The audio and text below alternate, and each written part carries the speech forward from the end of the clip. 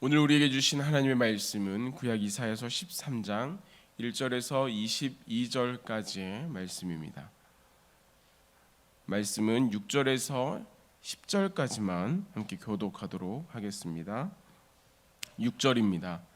너희는 애곡할지어다. 여호와의 날이 가까웠으니 전능자에게서 멸망이 임할 것이미로다.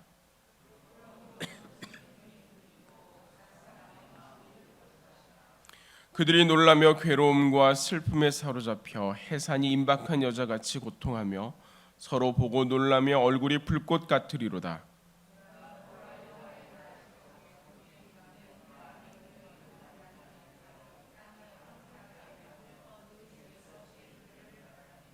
함께 읽겠습니다.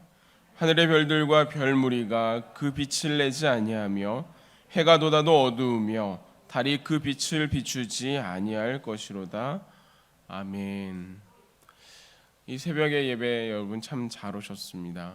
오늘이 나를 통하여 하나님께 영광을 올려드리는 날이 되고 또한 하나님으로 인하여서 우리 가운데 은혜가 충만한 날이 되기를 주님의 이름으로 기원합니다. 우리나라의 역사에 있어서 1945년 8월 15일은 절대로 잊을 수 없는 날입니다. 그날에 우리는 해방을 맞았고 그날에 우리는 자유를 얻었기 때문이지요.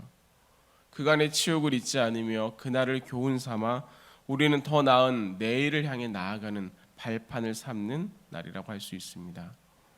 이 광복은 모든 사람의 꿈이었고 모든 사람의 소망이었습니다. 아주 유명하게 여러분도 잘 아시겠지만 이를 잘 드러내는 이 마음 가운데 어떠한 소망이 있었음을 잘 드러내는 시가 있어 소개하려 합니다. 심훈 시인의 그날이 오면이라고 하는 시인데요. 그날이 오면은 삼각산이 일어나 더덩실 춤이라도 추고 한강물이 뒤집혀 용솟음 칠 그날이 이 목숨이 끊어지기 전에 와주기만 하량이면 나는 밤하늘에 나르는 까마귀와 같이 종로의 인경을 머리로 들이받아 올리오리다. 두개골은 깨어져 산산조각이 나도 기뻐서 죽사오매 오히려 무슨 한이 남으리까.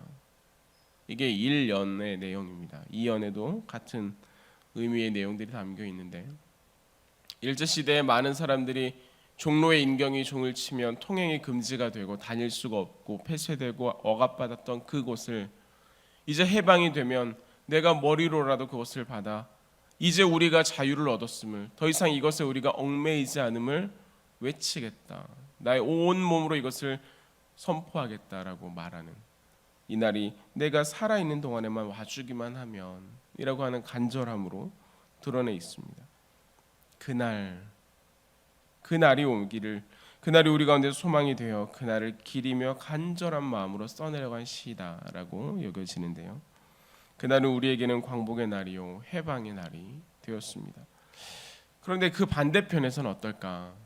우리가 그것까지 생각해 줄 필요는 없지만 우리의 반대편에선 그 날이 어떠한 시간이 되었을까라고 하는 것을 생각해 보면 그들에게는 이 날이 굳이 좋은 날은 아니었을 것입니다. 그들에게 이 날은 즐거운 날도 아니었을 것입니다. 오늘 본문에 우리가 함께 읽은 그 중에 여호와의 날이라고 하는 그 날도 마찬가지입니다. 이 날은 이스라엘을 향한 하나님의 구원의 날이었지만 동시에 바벨론을 심판하시는 날입니다.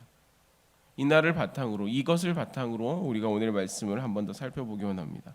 오늘의 말씀은 처음 시작하는 그 부분에 아모스의 아들 이사야가 바벨론을 향하여 주는 경고다 이렇게 기록하고 있습니다.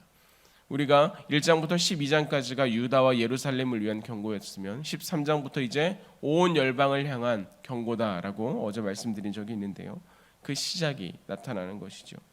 하나님께서는 그날 오늘 성경의 말씀을 따라 여호와의 날이 되면 여호와의 모든 군대가 산 가운데 가득하게 될 것이고 그들이 소리를 낼 것이고 그들이 전쟁을 위하여 바벨론을 멸망시키기 위해 다 모여서 준비하고 훈련하는데 여호와께서 직접 그 군대를 거느리고 계신다 이렇게 표현하고 있습니다.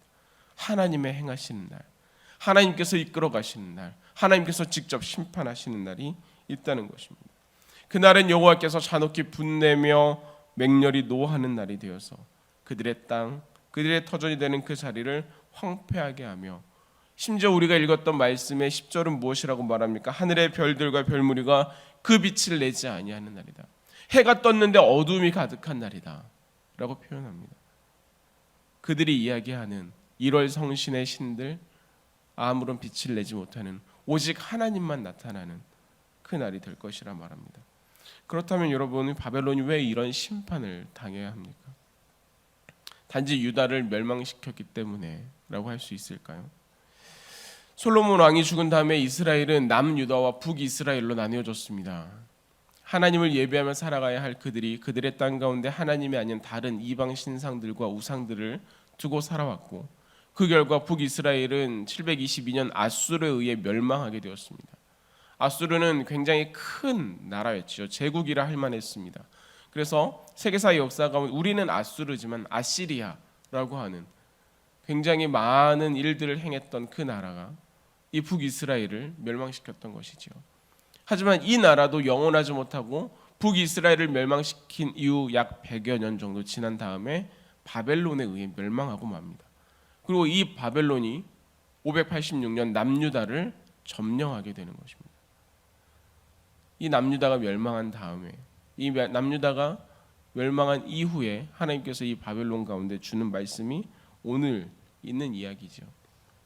남유다를 멸망시킨 바벨론은 그들을 포로로 잡아갔고, 그 가운데 다니엘이 있다거나 에스라나 느헤미야도 같이 있었던 그런 이야기들 아니겠습니까? 이는 역사적으로 수많은 정복 전쟁 중에 하나에 불과합니다. 오랜 역사 가운데 있었던 수많은 정복 전쟁들 중에 강한 나라가 약한 나라를 점령했던 그런 이야기에 지나지 않을 수 있습니다. 바벨론은 강한 나라였고 남유다는 아주 작은 소국이었습니다. 그러니 강대국이 정복 전쟁의 남유다 그리고 이스라엘은 큰 걱정거리도 아니었습니다. 그냥 점령하면 되는 하나의 과정, 세계 가운데 그들이 드러나는 하나의 일정 중에 있었던 것뿐입니다. 그래서 멸망시키고 그들을 잡아 승리를 외쳤다 생각할 수 있죠. 모든 나라들이 그렇게 살아갑니다. 세상 모든 기업들이 그렇게 살아갑니다. 때로는 사람과 사람 사이에서도 내가 잘 되기 위해서 누군가를 눌러야 하는 때가 있는 것이죠. 그러나 이것이 문제가 되는 이유는, 하나님 앞에서 이것이 문제가 되었던 이유는 이 바벨론의 행위 가운데 교만함이 있었기 때문입니다. 하나님께서는 바벨론을 통해 일하시면서 하나님의 주권을 선포하기를 바라셨지만 바벨론은 그것이 내 힘과 내 능력이다, 이것이 내가 할 수 있는 일이다 라고 말했던 것입니다. 하나님의 도구로서 도끼였지만 그것을 휘두르는 하나님의 능력과 은혜를 알지 못하고 내 스스로 이 일을 행했다라고 말한다는 것입니다. 하나님께서는 하나님의 뜻 안에서 행하기를 바랬지만 바벨론은 온 세상의 위에 서 있는 교만함으로 세상을 휘젓고 다녔습니다. 내 위에 하나님이 없는 것처럼, 마치 내 뜻이 내 마음대로 되는 것처럼 하나님께서는 바벨론이 하나님을 드러내기를 바라셨지만 이 바벨론은 남유다를 공격했을 뿐만 아니라 그들을 이끌어 가시는 하나님 또한 모욕했던 것입니다. 너희들이 하나님의 이름을 한번 불러봐라, 너희들이 하나님이 너희를 구원하나 보자, 그들의 이야기 가운데 있었던 말입니다. 결국 그들은 모든 두려움과 심판의 날 앞에 서게 되었습니다. 하나님의 심판 앞에서 그들의 찬란함과 웅장함과 그들의 강함은 한낱 다 태워지고 날려가는 채에 불과하게 되었다라는 이야기입니다. 하나님께서 이 일을 행하시는 이유가 거기 있습니다. 푸른 마르고 꽃은 시드나 우리 하나님의 말씀은 영원히 서 있음을 우리에게 말씀해 주시는 것입니다.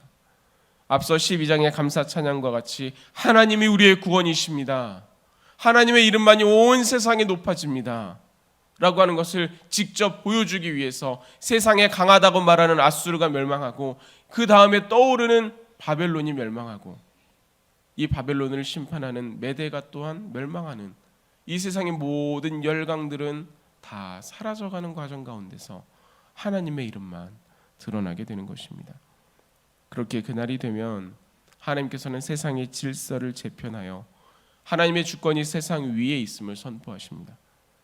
하나님께서는 세상의 악과 악인의 죄를 심판하시고 교만한 자의 오만을 끊으며 거만한 자를 낮추시고 거룩하게 구별된 자들을 명령하여 하나님의 뜻 가운데 하나님의 위엄을 기뻐하는, 하나님을 높이는 그 용사들을 불러 하나님의 일을 행하실 것이다. 오늘 말씀하고 계시는 것입니다. 여기에서 우리가 잠깐 멈춰서 멸망하는 이들의 공통점을 살펴보아야 합니다. 바벨론만 멸망하는 것이 아니죠. 이스라엘도 멸망했습니다. 바벨론이 멸망하기 이전에 이스라엘이 멸망했습니다. 남유다가 멸망했습니다. 세상의 강한 나라 바벨론과 아수르도 사라졌습니다. 이것만 보면 세상의 모든 것이 다 그런 것 아니냐, 세상의 모든 것들이 다 있다가 없어지는 것 아니냐, 이렇게 받아들일 수도 있습니다. 그러나 이 모든 시간과 역사와 나라와 사건들을 통해서 남아있는 오직 유일한 분이 하나님이신 것을 우리는 발견해야 합니다. 세상의 모든 것들이 다 바뀌어가도 그 하나님께서는 여전히 계시며 그 하나님의 뜻 안에서 이 세상이 움직여가고 있음을 발견해야 한다라고 하는 것입니다. 그렇다면 왜 이스라엘도 멸망했을까요? 아브라함의 후손이기 때문에 살아야 하는 것 아닙니까? 바벨론은 왜 멸망했습니까? 그렇게 강한 나라는 계속해서 그들의 패권을 주장해야 하지 않겠습니까? 그러나 그들 가운데 하나님이 없을 때, 그들 가운데 하나님을 잃어버렸을 때, 그들의 마음 가운데 하나님을 바라보지 않고 다른 것을 그 마음 가운데 두었을 때 아브라함의 후손이라 살아남는 것이 아니었고, 내가 지금 강한 나라이기 때문에 끝까지 가는 것도 아닌, 그저 멸망하고 무너지는 자리에 있는 것입니다. 그러나 그럼에도 불구하고 하나님께서 이스라엘을 붙드심은 그 마음 가운데, 그 삶 가운데 하나님을 향한 다시 한번의 회개함과 부르짖음이 있었기 때문입니다. 그렇게 우리가 지금 한번 생각해 보아야 할 것은 그날에 남는 자, 하나님의 심판의 날, 여호와의 날, 그날에 남는 자가 강한 자도 아니요 혈통이 좋은 자도 아니고 하나님 편에 서 있는 자가 남았음을 볼 때 우리가 생각해야 할 것은 지금 이 세상을 향한 하나님의 심판의 날, 그 여호와의 날에 우리는 어느 편에 서게 될 것인가 라고 하는 것입니다. 다시 말하면 지금 내 마음과 삶은 온전히 하나님을 향해 서 있는가, 하나님의 편에 서서 신실함과 신실함으로 살아가고 있는가. 제가 중학교 아이들을 가르칠 때 그 아이들의 질문이 이랬습니다. 목사님, 그냥 살아가다가 죽기 직전에 회개하면 되는 것 아닙니까? 그냥 살아가다가 여호와의 날이 도래하면 그때 내가 회개하면 되는 것 아닙니까? 그럼 내가 구원받지 않겠습니까? 그런데 문제는 그 날이 도적같이 온다는 것입니다. 그 날이 이름이 도적 같다. 내가 알지 못하는 시간, 내가 알지 못하는 때에 그 날이 도래합니다. 성경이 표현하기를 두 사람이 같이 밭을 갈고 있는데 일상적인 생활을 하고 있는데 한 사람은 들에 올라가고 한 사람은 이 땅에 남게 됩니다. 두 여인이 함께 맷돌질을 하고 있는데 같이 붙잡고 이것을 돌리고 있는데 한 사람은 구원받고 한 사람은 남게 됩니다. 그 날을 우리가 알지 못하여서, 그 날이 우리에게 어떻게 올지 몰라서 우리는 오늘을 살아감에 있어 더욱 하나님 앞에 온전하게 서 있어야 하는 것입니다.